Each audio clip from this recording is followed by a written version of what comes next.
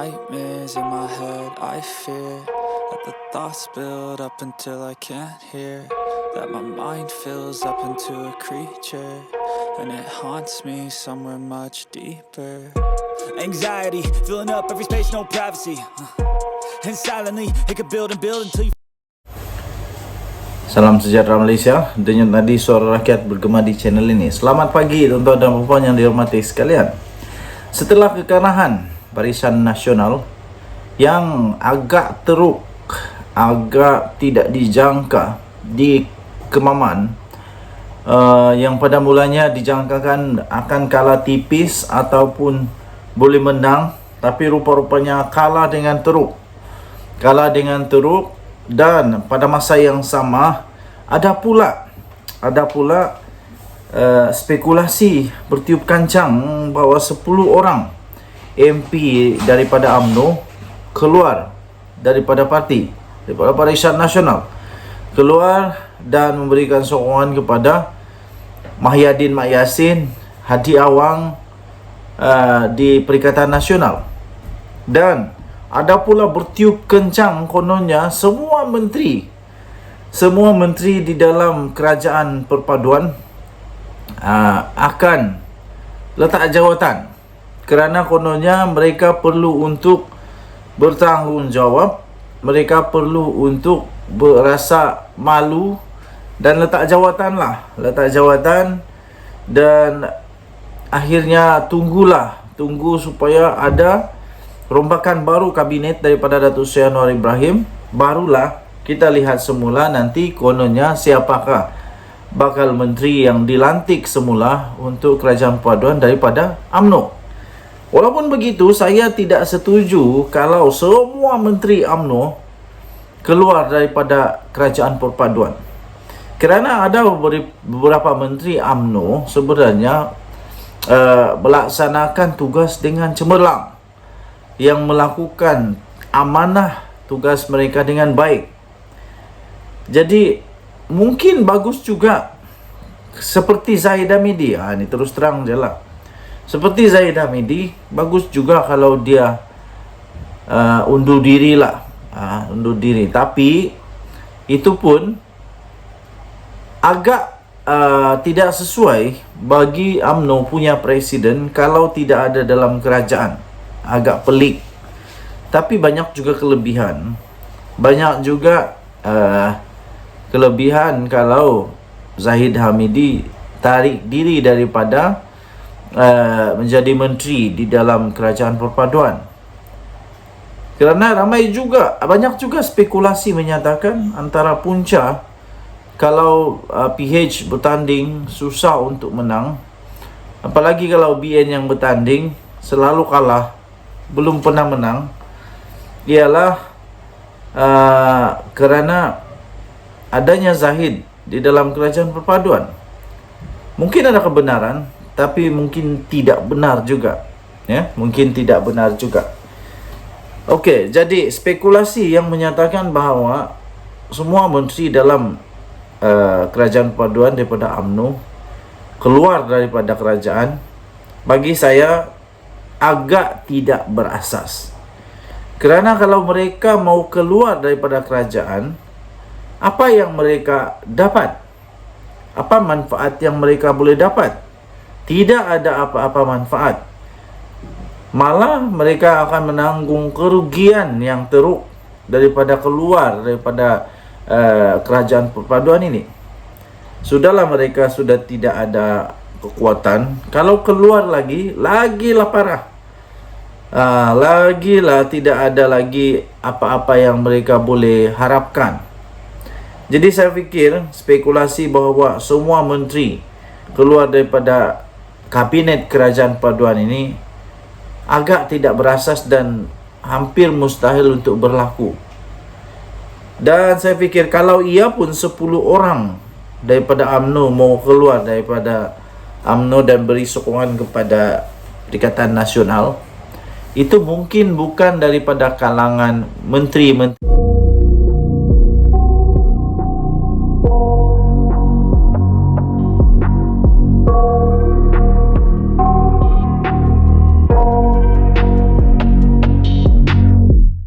I got nightmares in my head, I fear that the thoughts build up until I can't hear, that my mind fills up into a creature, and it haunts me somewhere much deeper.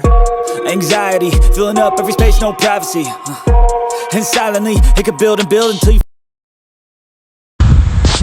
Salam sejahtera Malaysia, denyut nadi suara rakyat bergema di channel ini. Hari ini, Malaysia dikejutkan dengan kematian salah seorang daripada orang yang sangat-sangat berjasa kepada Malaysia.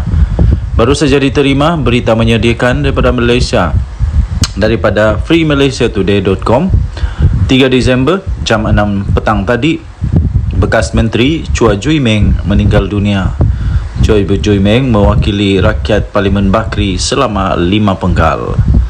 Bekas Menteri Kesihatan Chua Jui Meng meninggal dunia hari ini.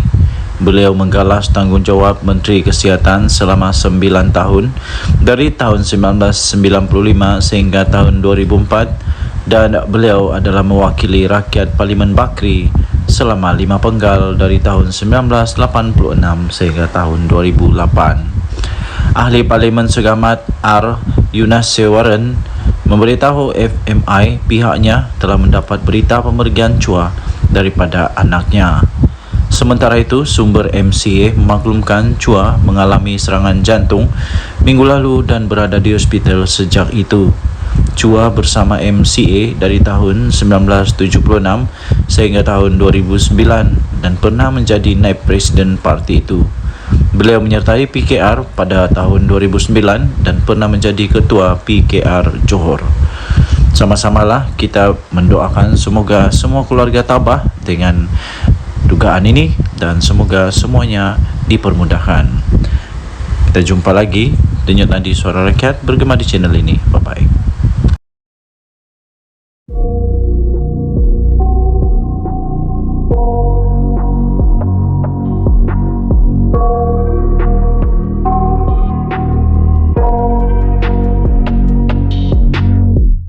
I got nightmares in my head, I fear that the thoughts build up until I can't hear, that my mind fills up into a creature, and it haunts me somewhere much deeper. Anxiety, filling up every space, no privacy, and silently, it could build and build until you. Salam sejahtera Malaysia. Baru tadi ada lagi ugutan kepada Perdana Menteri Datuk Seri Anwar Ibrahim. Kononnya rumah dia bakal tunggu je kena bom. Ini kawan saya kata, apalagi kawan saya pun naik darah. Meradang juga dia. Dia kata begini, orang-orang yang macam ni baguslah dibuang negara pihak polis bolehlah ni cadangan dari itu kawan, tapi agak tidak masuk akal, tapi mungkin boleh dibuat. Kalau keterlaluan sudah patut dibuat, saya pun tidak pastilah. Sila berikan komen kamu. Ada kawan cakap, bagus dia itu kasih siar dia punya muka, kasih bagi tahu seluruh Malaysia, ini orang ini orang yang mengugut Perdana Menteri. Lepas itu kawan cakap, kalau di Korea Utara tahu, nasib baik kita bukan Korea Utara. Syukurlah kita di negara Malaysia yang masih ada hak asasi manusia. Kalau di Korea Utara orang macam tu, apa yang dia jadi? Mungkin dia akan diseret di belakang lori di jalan raya tahu, diseret, diikat, diseret, dibiarkan sampai mati. Nasib baik kita bukan di Korea Utara. Syukurlah kita bukan di Korea Utara. Apapun, saya harap supaya pihak polis dapat mengambil tindakan sewajarnya, untuk orang ini menurut perlembagaan lunas-lunas undang-undang kita, menurut semua undang-undang sedia ada. Ialah kita kena jaga hak mereka juga sebagai manusia, rakyat di Malaysia. Mereka belum bersalah selagi belum dibuktikan bersalah.